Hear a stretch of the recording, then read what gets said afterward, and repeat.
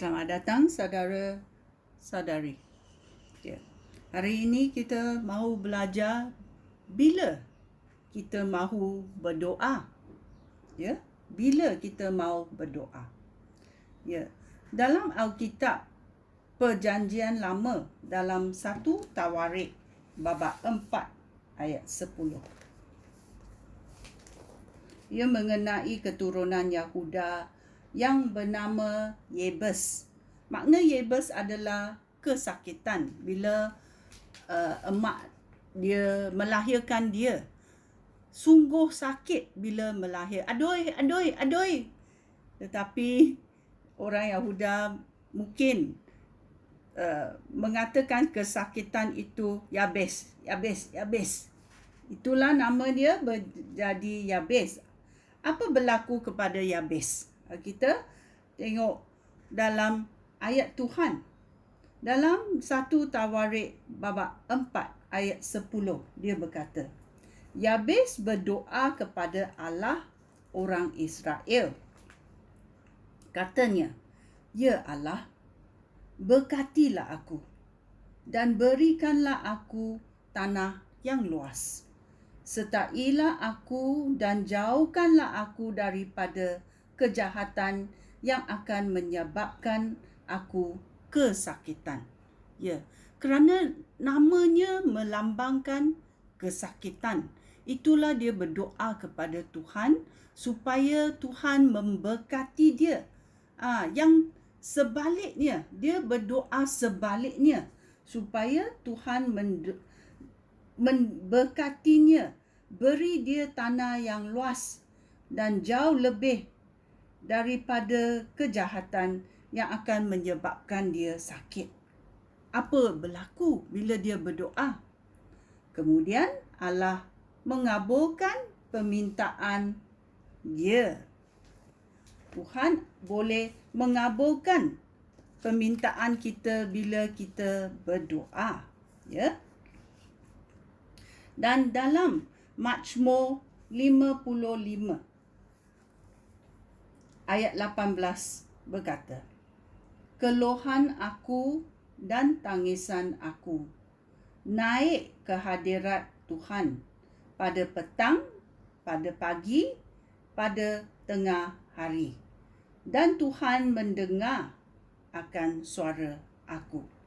Masa-masa yang diberi, pada pagi, petang, tengah hari, dia pun berdoa dalam Mazmur. Mari kita mendengar Daniel. Bila Daniel berdoa?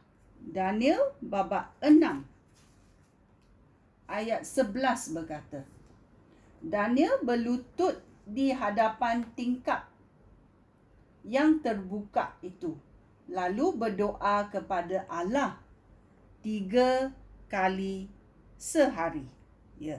Daniel berdoa kepada Tuhan Allahnya 3 kali sehari. Tetapi kita mahu tahu apa cara kita harus berdoa.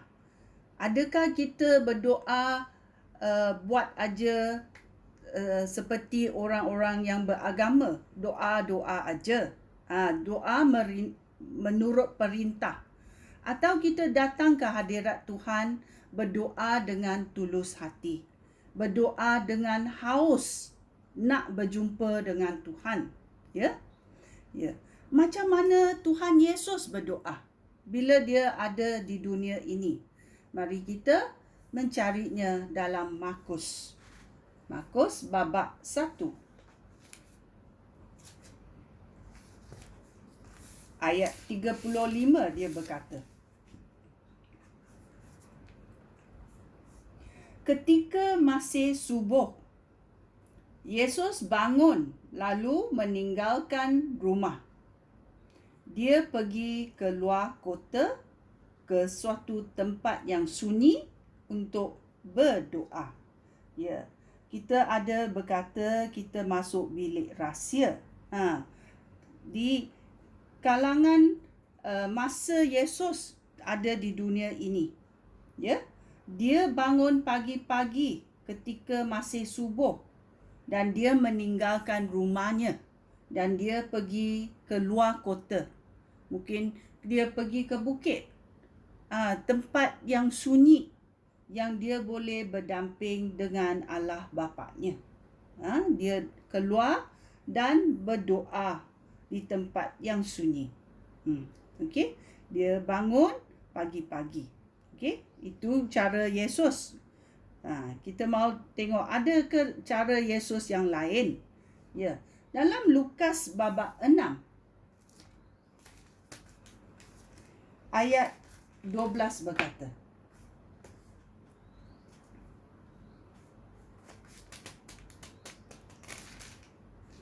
Lukas babak 6 ayat 12 berkata, Yesus naik ke sebuah bukit untuk berdoa. Di situ dia berdoa kepada Allah Bapanya semalam-malaman. Ya. Terus dalam malam dia berdoa kepada Allah Bapanya semalam-malaman. Itu bermakna dia tidak tidur. Dia berdoa seluruh malam. Ya, dan ini adalah dalam Lukas babak 6 ayat 12. Ya. Ada lagi ke macam mana Yesus berdoa? Ya, dalam Markus babak 6 ayat 41 dan 42 berkata,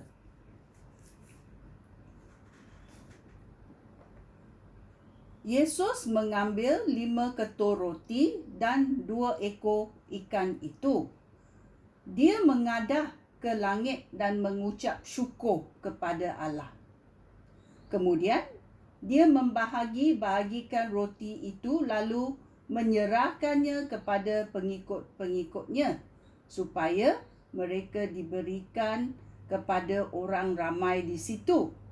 Dia juga membahagi-bahagikan 2 ekor ikan itu kepada mereka semua. Tiap-tiap orang makan sehingga kenyang. Ya. Sebelum kita makan, sebelum Yesus makan bersama-sama pengikutnya, dia berdoa, iaitu dalam Yesus memberi makanan kepada lebih daripada 5,000 orang. Dengan berapa? 5 ketur roti dan 2 ikan. Dia berdoa, ucap syukur kepada Allah Bapa di syurga, dan apa? Makanan itu menjadi berlimpah-limpah. Ya, sungguh mujizatnya kuasa Tuhan. Ya. Ini adalah kita mau belajar tabiat Yesus.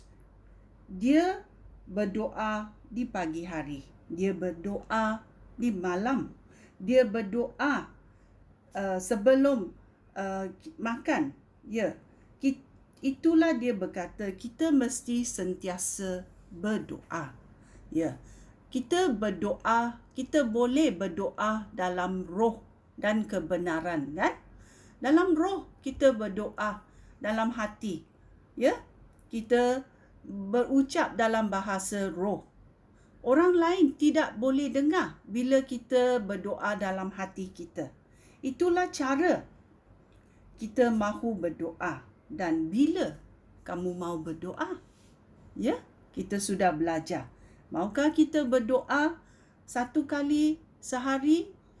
Atau kita mau berdoa sentiasa? Kita belajar berdoa dalam roh supaya kita sentiasa berdoa. Ya, kerana kita adalah roh. Sekian, terima kasih.